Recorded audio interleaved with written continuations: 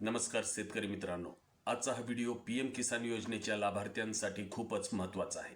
कारण अनेक शेतकरी विचारत आहेत, 22वा हप्ता कधी येणार, 2,000 रुपये खात्यात कधी जमा होणार आणि फॉर्मर आय डी, ई-KYC आणि ई-KYC नसेल तर काय होणार.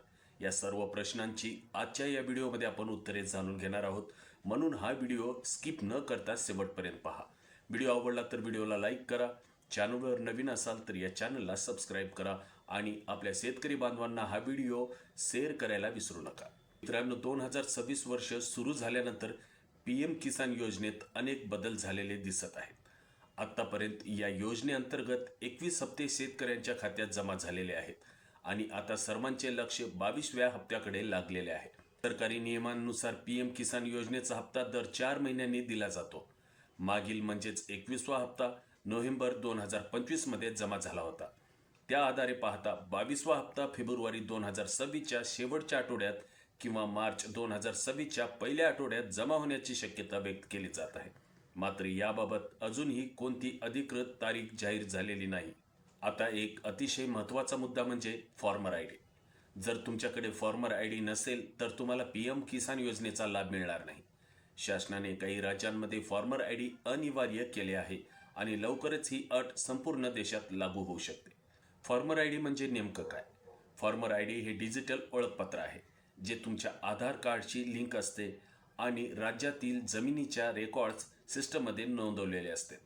तुमच्या जमिनीच्या नोंदीत काही बदल असतील ते फॉर्मर आय डीद्वारे लगेचच अपडेट करता येतात. त्यानंतर येते ई-KYC. जर तुम्ही ई-KYC पूर्ण केले नसेल तर तुमचा हप्ता थांबू शकतो. ई-KYC तुम्ही पीएम किसानच्या अधिकृत वेबसाईटवर OTP द्वारे किंवा जवळच्या CSC केंद्रावर बायोमेट्रिक पद्धतीने करू शकता. तिसरा महत्त्वाचा मुद्दा म्हणजे आधार, बँक लिंकिंग, NPCI आणि DBT. तुमचे बँक खाते आधारशी लिंक असणे आणि DBT ॲक्टिवेट असणे अत्यंत आवश्यक आहे. अन्यथा पैसे खात्यात जमा होणार नाही.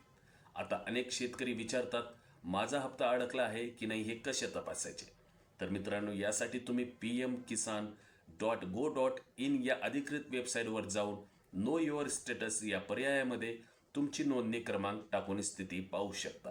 तर तिथे RFT साईन किंवा वेटिंग फॉर अप्रुव्हल असे दिसत असेल तर तुमचा हप्ता लवकरच जमा होऊ शकतो. तरी मित्रांनो, या सर्व गोष्टी वेळेत पूर्ण केल्या नाहीत तर 22वा हप्ता मिळण्यास अडचण येऊ शकते. त्यामुळे हा व्हिडिओ तुमच्या गावातील इतर शेतकऱ्यांनाही शेअर करा. हा व्हिडिओ आवडला तर व्हिडिओला लाईक करा आणि चॅनलवर नवीन असाल तर या चॅनलला सबस्क्राईब करा. लवकरच भेटूया एका नवीन माहितीसह. तोपर्यंत मी तुमचा निरोप घेतोय. धन्यवाद.